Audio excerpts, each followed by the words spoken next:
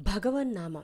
పూర్వం ఒకప్పుడు ఒక గ్రామంలో ఒక బ్రాహ్మణుడు భార్యతో జీవిస్తూ ఉండేవాడు. అతడు పేదవాడు. తన స్వల్ప ఆదాయంతో గుట్టుగా, సంతృప్తిగా జీవయాత్ర చేస్తున్నాడు.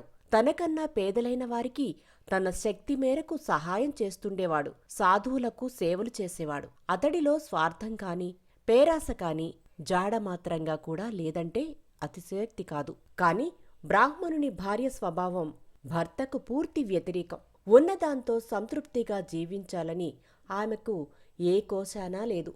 ఇంకా ధనం సంపాదించి కూడబెట్టాలి, సౌకర్యాలను బాగా పెంచుకుని సుఖసౌఖ్యాలతో జీవించాలని ఆమె కలలు కంటూ ఉండేది. తన కోరిక మేరకు ఆడంబరంగా ఖర్చు చేయడానికి కావలసినంత ధనం లేని పరిస్థితిలో భర్తను బాగా సంపాదించమని ఆమె నిత్యం వేధిస్తూ ఉండేది. అప్పుడు భర్త ఆమెతో, మన నిరాడంబర జీవయాత్రకు అవసరమైనంత ధనం భగవంతుడు మనకు ఇచ్చాడు, ఇంతకంటే ఆశపడకూడదు అంటూ సర్ది చెప్తుండేవాడు. కాని ఆమెకు ఆ మాటలు అస్సలు నచ్చేది కాదు. తను చెప్పిందే మళ్ళీ మళ్ళీ చెప్తుండేది. ఆమె వేధింపులు బ్రాహ్మణునికి నరకవేదనగా అనిపించేది. ఇలా ఉండగా ఒకరోజు ఆ గ్రామానికి ఒక సాధువు వచ్చాడు. ఆయన దర్శనార్థం జనం తండోపతండాలుగా రాసాగారు.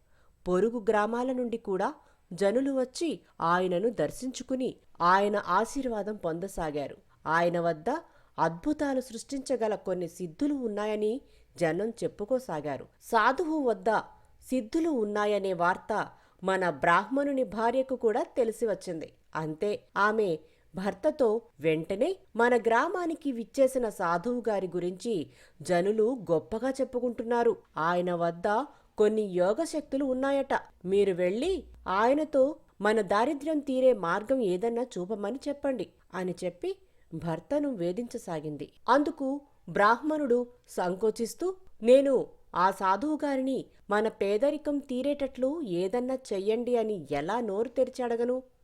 వివేకం, వైరాగ్యం, భక్తి, జ్ఞానం వంటి వాటిని పొందేలా ఆశీర్వదించమని ఒక సాధువును అడగడం సబబు. ఆయనతో లౌకిక విషయాల గురించి ప్రస్తావించడము, లౌకికపరమైన ఆంక్షలను తీర్చమని కోరడము ఏమీ బాగుండదు అని నెమ్మదిగా చెప్పాడు. కాని బ్రాహ్మణుని హితోపదేశాన్ని అతడి భార్యమని వినే స్థితిలో ఉందా? ధనోన్మాదంలో ఉన్న ఆమె సాధువు వద్దకు వెళ్ళి, నేను చెప్పింది తూచా తప్పక చెప్పండి అంటూ తెగేసి చెప్పింది. హఠం పట్టిన భార్యను సముదాయించడానికి మార్గం తెలియని స్థితిలో ఆ బ్రాహ్మణుడు ఆత్మగౌరవాన్ని వదులుకుని ఏమాత్రం ఇష్టం లేకపోయినా సాధువు బస చేసి ఉన్న చోటకు వెళ్ళాడు. మౌనంగా వెళ్లి సాధువు ముందు కూర్చున్నాడు. భార్య చెప్పిన మాటలు సాధువుతో చెప్పడానికి అతడి నోరు పెగల్లేదు. అతడు సిగ్గుతో కుచించుకుపోయాడు. సంకోచిస్తూ అతడు చాలాసేపు అట్లే కూర్చుండిపోయాడు. చివరికి ఆ సాధువు అతడితో మాట్లాడాడు. నాయనా, నీ మనస్సులో ఏదో ఉంచుకుని గందరగోళంలో ఉన్నట్లున్నావు.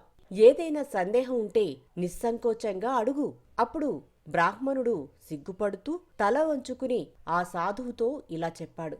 స్వామి, మీరు యోగశక్తులు సంతరించుకున్నవారని, తద్వారా అనేక అద్భుతాలు చేయగలరని నా భార్య చెప్పింది. మేం పేదవారం.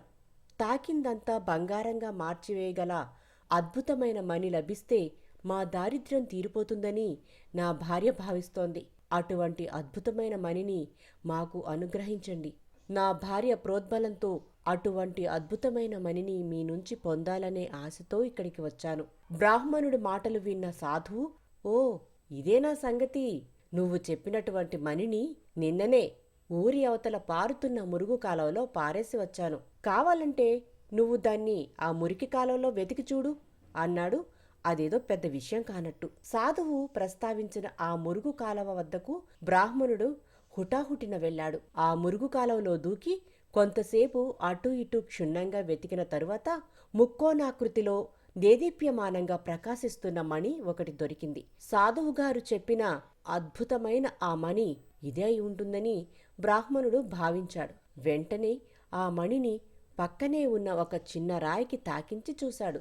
అంతే, ఆ చిన్న రాయి బంగారంగా మారిపోయింది. తరువాత ఆ బ్రాహ్మణుడు ఏదో ఆలోచనల్లో మునిగి కృతజ్ఞత తెలపడానికి సాధువు వద్దకు వెళ్ళి ఆయన ముందు భక్తి ప్రపత్తులతో నిలబడి నమస్కరించాడు. అప్పుడు ఆయనతో ఆ బ్రాహ్మణుడు తన మనోగతాన్ని ఇలా వ్యక్తం చేశాడు. స్వామి, తాకిన దానినంతా బంగారంగా మార్చేసే ఈ అమూల్యమైన మణినే మీరు అల్పంగా ఎంచి మురుగు కాలవలో విసిరేయడం మూలంగా దీనికన్నా మరింత విలువైన మరో వస్తువు మీ వద్ద ఉండి ఉండాలని నేను ఊహిస్తున్నాను. ఈ మణి కన్నా శ్రేష్టమైనది అలా మీ వద్ద ఉన్న వస్తువు ఏమిటో నేను తెలుసుకోవచ్చా? దాన్ని నాకు మీరు ఇవ్వగలరా? అందుకు ఆ సాధువు, నాయనా, నువ్వు ఊహించింది నిజమే. ఈ మణి కన్నా అనేక వేల రెట్లు అమూల్యమైన భగవన్నామం అనే వెలకట్టలేని ఒక వస్తువు నా వద్ద ఉంది. దానిని మనస్ఫూర్తిగా నీకు అందించడానికి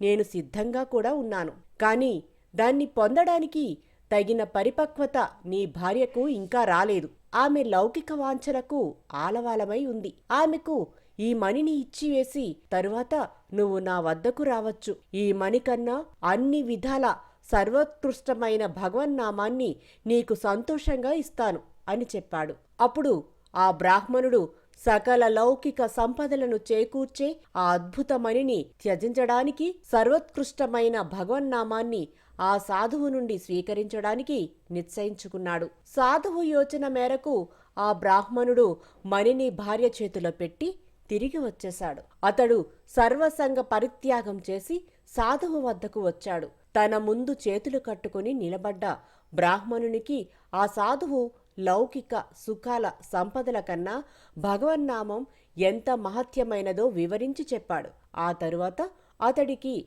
భగవన్నామాన్ని ఒసగి ఆశీర్వదించాడు.